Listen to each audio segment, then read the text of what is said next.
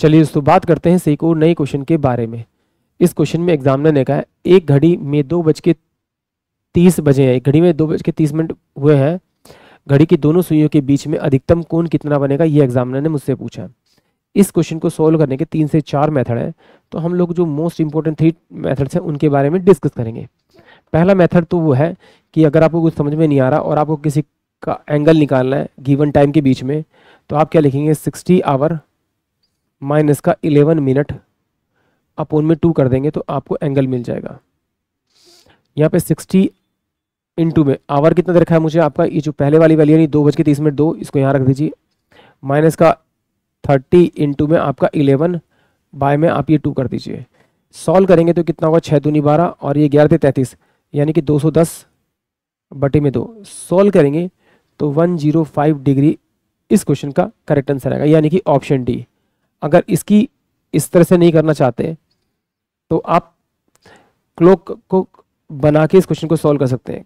ये मेरे पास में आपका 12 है, ये मेरे पास आपका 6 है, ये मेरे पास आपका 3 है, ये मेरे पास में आपका 9 है, ये मेरे पास 1 है और ये मेरे पास में 2 है, ये मेरे पास 4 है, ये मेरे पास में 5 है, ये 7 होगा, ये आपका 8 होगा, ये आपका 10 होगा और ये आपका 11 होगा। ये आपको बनाना नहीं है, सिर्फ समझाने के लिए बना रहा हूँ। आप फिर भी डायरेक्टली करेंगे इस क्वेश्चन को अगर आप ये समझ में आ जाएगा तो देखिए एग्जामिनर ने क्या कहा मुझे कि 2:30 के बीच में एंगल बताना है। तो मुझे मालूम है कि 2:30 पर तो मुझे पता नहीं होगा घड़ी की सुइयां कहाँ पर होगी, बट इतना पता है कि 2 बजे तो मुझे पता है घड़ी की दोनों सुइयां फिक्स होगी। 2 बजे कहाँ पर, मिनट वाली 12 पर होगी और जो मेरी आवर वाली है वो 2 पर होगी।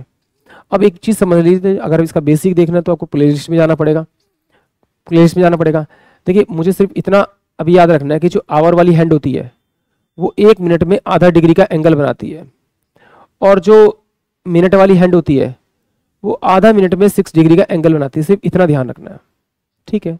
तो बट एग्जामिनर यहाँ तो मैंने लिया आपका 2 o'clock, बट एग्जामिनर ने मुझसे पूछा 2:30 घड़ी के दोनों सुई के बीच में कितने डिग्री का एंगल होगा। तो देखिए जब ये जो 12 पैसे मिनट वाली सुई घूम कर जाएगी ऐसे, तो ये जाकर कहाँ पर रुकेगी, मुझे पता है फिक्स वैल्यू है कि ये 6 पे जाकर रुकेगी। जब ये 6 पे जाकर रुकेगी तो अभी इसे रखिए कांस्टेंट, तो ये कितना 5 मिनट और ये 5 मिनट 10 मिनट और 5 मिनट 15 मिनट और 5 मिनट 20 मिनट, यानी कि जो मिनट वाली सुई और घंटे वाली सुई के बीच में गैप जो है वो कितना है 20 मिनट का। और मुझे पता है 1 मिनट में मिनट वाली सुई कितना डिग्री का एंगल बनाती है 6 डिग्री का, क्योंकि ये यहाँ से घूमकर यहाँ आई होगी तो 6, तो एंगल कितना बनाएगी 120 डिग्री का। अब देखिए जब ये वाली सुई घूमकर 6 पर आई होगी तो ये वाली भी तो कहीं ना कहीं आगे खिसकी होगी, और वो खिसकी कितने टाइम पे खिसकी होगी आपके, वो खिसकी होगी कितने टाइम पे आपके 30 मिनट में।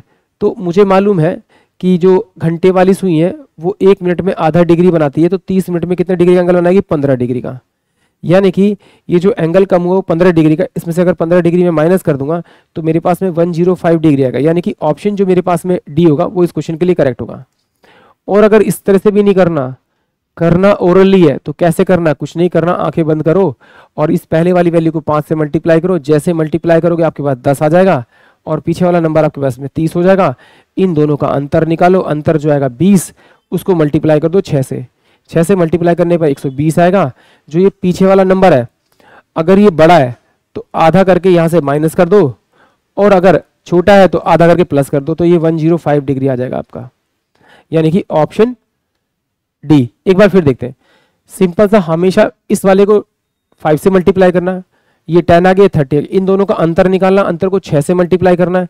6 से मल्टीप्लाई करने का जो नंबर है उस नंबर को देखो, जैसे नंबर 120 दे रखा है।